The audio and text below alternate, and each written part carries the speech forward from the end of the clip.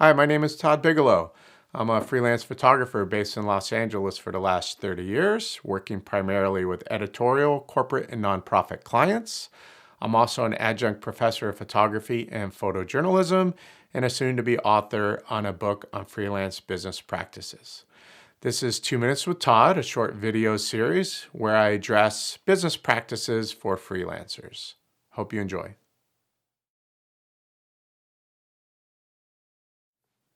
Hey everyone, Happy New Year first and foremost. I hope everybody is doing well. 2021 kind of started off with some craziness, as we're well aware of now after what transpired yesterday in DC. Okay, and I want to use that as a basis for what we're going to talk about briefly today, which is kind of covering history. There's three things I really want you guys to keep in mind, especially with historical events, although this can obviously be applied to anything. But when history is in the making and we're out there recording it, there's three very, very important things that you should keep in mind. First and foremost is if you're on assignment, be keenly aware of what the governing contract for that assignment stipulates as far as rights granted and an embargo. So the rights granted is a little bit more obvious. You want to make sure you know exactly what rights your client has and any rights that the client has for distributing those images. So many publications enter into third-party distribution agreements with big agencies like Getty. I know the Washington Post has in the past, and I think they still do. You need to obviously know how those images, how your images are going to be distributed, not only to your client, but beyond your client's use.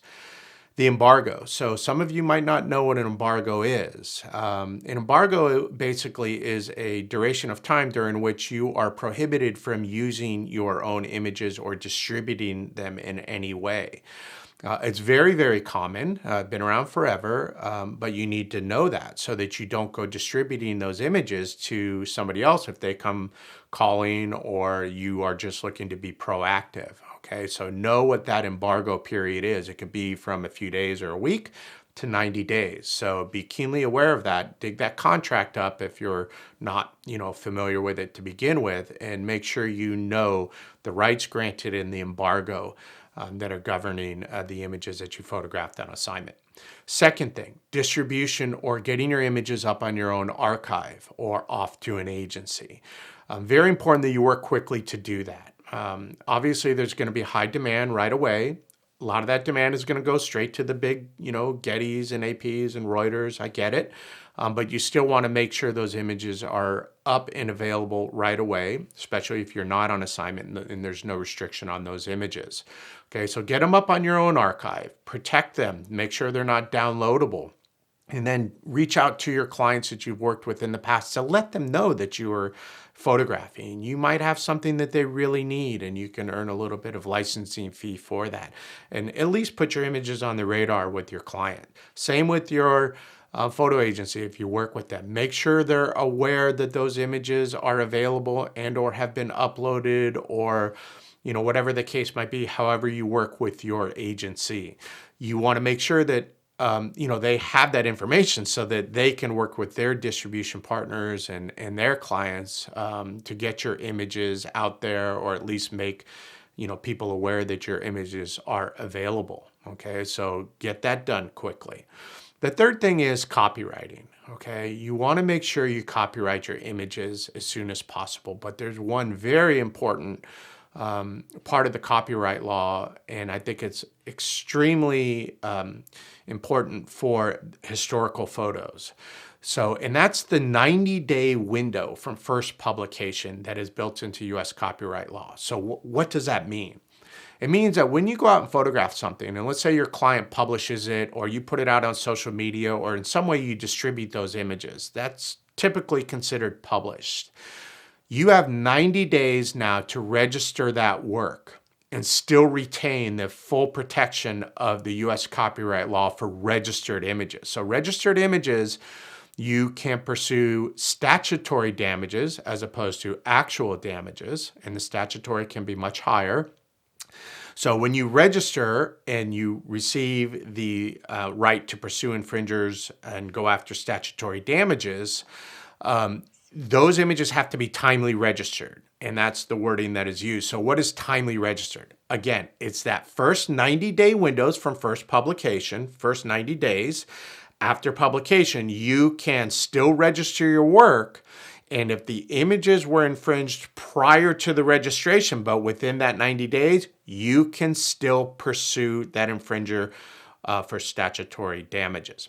Once you're outside those 90 days of first publication, you can still register your work and you can still pursue statutory damages against infringers, but only those that infringed after the registration. So you see the difference, I hope. The first 90 days, you're given kind of that window because you're busy and you're out there working to get those images registered. So even, let's say somebody, infringes your work today. You photograph the events in DC, and the images are out there and they're already being, grabbed off the internet and used. You don't have to register your images right now, today, to pursue them for statutory damages. You have 90 days from the date of first publication to do that. So get it on your calendar and do it so that then you can go back and find those that use your work without authorization and try to recover those licensing fees or work with an attorney, however, the case might play out. Okay? If you wait beyond the 90 days of first publication, you can still protect that work, and I highly encourage that you do, but you just cannot pursue anybody that infringed the work prior to your registration if you registered those images after the first 90 days, okay?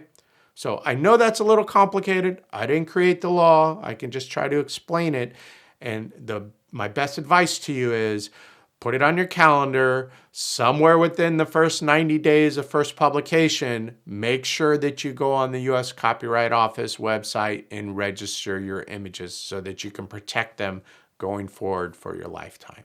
Okay? And I did, produce a little video on 5 things you need to know about copyright law. So go back in on the playlist and look at that if you're unfamiliar with copyright law. Okay?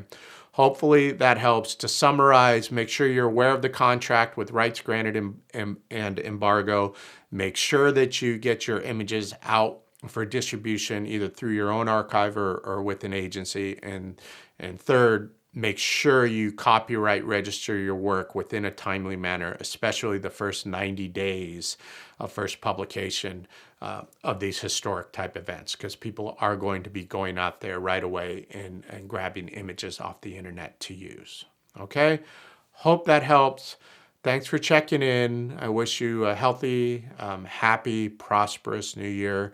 And let's see if we can keep this going and I can help you, run your freelance business based on what I've experienced over my career. Okay? Thanks for stopping in. I'll see you again soon.